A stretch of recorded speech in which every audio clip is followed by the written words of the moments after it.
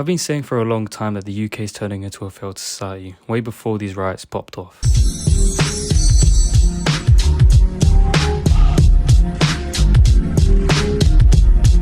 We've got horrible knife crime rates, we've got kids as young as 11 being indoctrinated by the music they listen to become gangsters, and almost every single time I watch the news, I see that someone's been stabbed over something like drugs or gang business. And sadly, some people who are completely innocent, not involved at all, have probably been stabbed because they just look the wrong way. The problem is that so many of these young boys inside of this gang culture are developing such a large ego, an ego that makes them dangerous. Even just by looking at them as you walk by them on the street, makes them want to stab you. They feel an immense sense of power when they're with their gang, and especially when they wield a weapon. The truth is that most of them are just sad, skinny boys with pent-up anger. When I was 15 and I was in secondary school, I had a friend who came in one morning looking sad and devastated. I asked him what was wrong, and he told me that as he was walking back to his house the previous night, someone had grabbed him, pushed him up against the wall, held a knife to his stomach and demanded that he give him his phone. How messed up as a society do we have to be that teenagers are willing to commit armed robbery and even kill each other over something like a phone? Everyone likes to blame the system nowadays, and to be honest, I blame the system sometimes too. But I also blame these wannabe gangsters. They make dumb excuses like, I didn't want to do this, the gang life chose me, I had to do this. Most of these kids that are involved in this gang business have parents that are immigrants. People that have come to this country, fled from actual war zones or countries of horrible living conditions or countries where there's no opportunity at all. A lot of these parents who immigrated here probably saw some of their friends and their family die before them, and even if they didn't, they probably were forced to leave their families for the sake of their children and their future families. Imagine how scared they were coming to a new country, having to relearn a language from the ground up, having to relearn new cultural norms after being raised a certain way for their whole lives, having to learn new laws, new traditions. These people never made any excuses. They didn't join no gangs, they didn't go around stabbing people for money, but instead, they actually made the effort to make something of themselves. They've worked harder than any of us in this generation have ever had to. I've seen so many parents and so many older people around me who immigrated to this country years ago, who are now successful business owners or higher up in their career. And even if they aren't high up in their career or successful business owners, they still have a normal, comfortable job that allows them to provide for their family. And even that, coming from a country that literally had nothing going for them and having to learn everything from scratch, is a crazy accomplishment. Our generation has been raised with way more privilege than we actually seem to realize. We've been given an opportunity to go to school, make friends, get a decent job, and live in a country that's probably safer than the ones that our parents fled from. We have a roof over our head, electricity, food on our tables every single night. We have a mother who cooks and cleans for us and a father who goes out and works for us. The fact that a lot of these boys involved in this gang business have this, and then they try and claim that their life is hard and that they had to do this, is a disgrace. But I get it. Some of these boys do come from broken households, and it's difficult. I pray for their well-being, and I hope that they can realize what they have and that they can make a change within their lives without having to resort to this. What really gets on my nerves is the boys who do this to try and fit in. When I was back in college, the amount of boys I saw wearing trap-star jackets, blacked out Nike Techs with their joggers sagged down, wearing balaclavas and their hood up. They're doing all this to look like the criminals they see on drill videos and the criminals they see on the news, and these people that they actually idolize. It's embarrassing.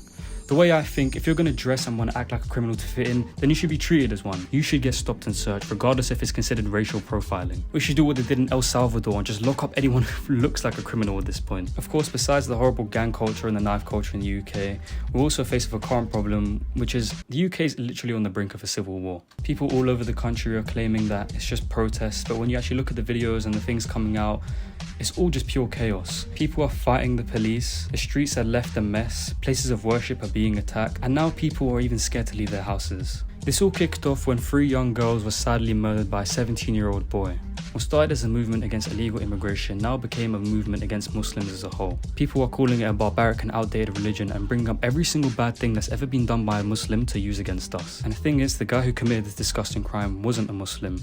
He was a Christian. He was born in this country and his name wasn't Ali. But I can be honest, I know there are bad apples in every single group, whether you're Christian, Jewish or a Muslim. But this is no reason to generalize and essentially ruin the country by making it unsafe. Mosques are being attacked and being forced to close, and that leaves people not even being able to go to a place of worship. Mosques are meant to be a safe space, but now people can't go there in the fear that they're going to be attacked. I've even seen that some places now have a curfew, and you might not think that that's bad, but it's horrible.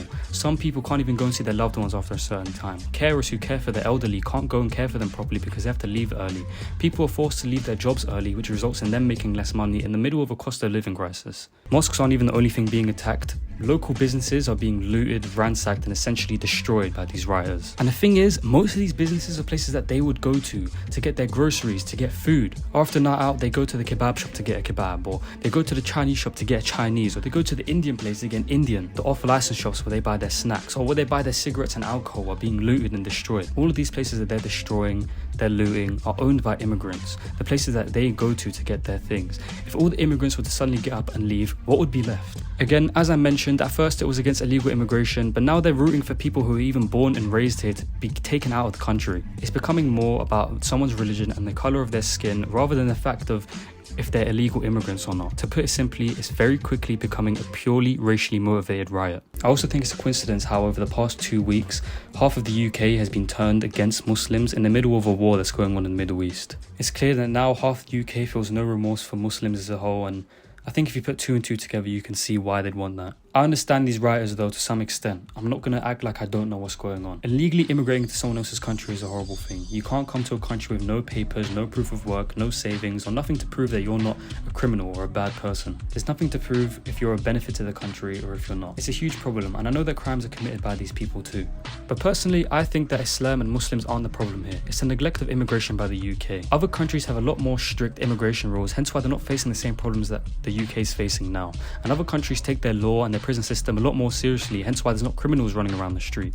The UK prison system is clearly a joke. We recently had a situation where a prison guard inside of a UK prison was caught having with an inmate. It was recorded and posted online, and people made memes and jokes about it. And the worst thing is that this lady who was doing it with these inmates got left free. She's calm, and I think it turned out that she actually had an OnlyFans. If something like this is allowed to happen in our prisons and get out to the public, then how do we know what else is going on in these prisons? I also know for a fact that the prison systems are a joke because I have a friend that I knew way back when I was like 14 or 15 who actually ended up in prison. And the way I found out was the fact that he managed to get hold of a smartphone in prison. He called one of my other friends and told him the situation and told him why he was in jail and how he had to keep getting smartphones because he kept getting robbed in jail. How are we allowing criminals to get smartphones in jail?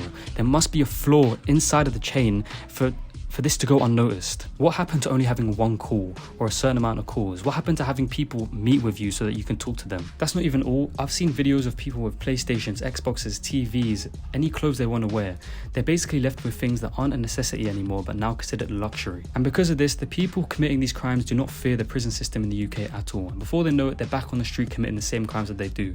And most of the time, they're not even sent to prison. Sometimes they're just left with a little ankle monitor that still allows them to walk around with a curfew. They're still going to be out there selling drugs and buying drugs and smoking weed. They're just going to be home at a certain time. The police force in the UK is also a joke. We recently had a situation where a female police officer was beaten up by a man. She had a broken nose and she was left with a black eye. No one's intimidated by the police anymore. I've traveled to a fair amount of other countries, Morocco, Egypt, Turkey, and in every single one of these countries, the police force is made up of strong, masculine men who walk around actually enforcing the law and carrying weapons. They'll search you and they don't care if you're calling them racist. If they see you as a threat, they'll do it. The police in the other countries actually care more about the public than they do here. When I was in Morocco a couple years back with my family, there was a certain bit of the market that we couldn't pass because the police stopped us. They told us not to pass because past that point, there were so many thieves, there were so many murderers and all this weird stuff going on. They'd never allowed us to pass, especially because we were tourists. I'm saying this not only to show how good the police forces are in other countries, but because I see so many of these writers say that immigrants in Muslim countries aren't cared for.